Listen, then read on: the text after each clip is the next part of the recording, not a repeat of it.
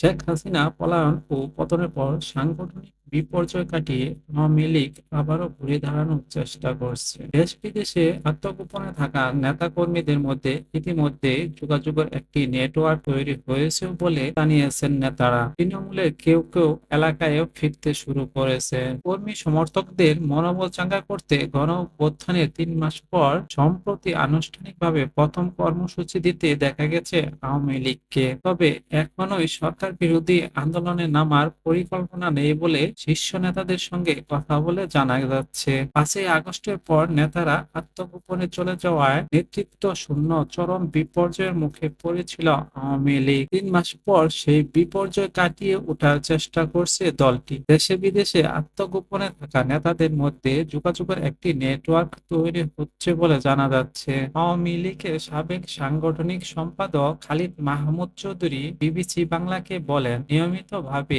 এখন আমাদের নেতাকর্মীদের মধ্যে যোগাযোগ হচ্ছে, আলাপ আলোচনা হচ্ছে। এমনকি তৃণমূলের নেতাদের সঙ্গে আওয়ামী লীগের সভাপতি শেখ হাসিনার একাধিক ফোনালাপও সামাজিক যোগাযোগ মাধ্যমে ছড়িয়ে পড়তে দেখা গেছে। তবে দলীয় সভাপতির সঙ্গে যে যোগাযোগ হচ্ছে সেটি অবশ্যই স্বীকার করেছেন নেতারা। তিনি আরো বলেন, শুধু নেতাদের সঙ্গেই না, সাধারণ কর্মী ও মানুষের সঙ্গেও আমাদের নেত্রীর যোগাযোগ রয়েছে। বিভিন্ন বিষয় নিয়ে তিনি আলাপ আলোচনা করছেন এবং নির্দেশনা দিচ্ছেন।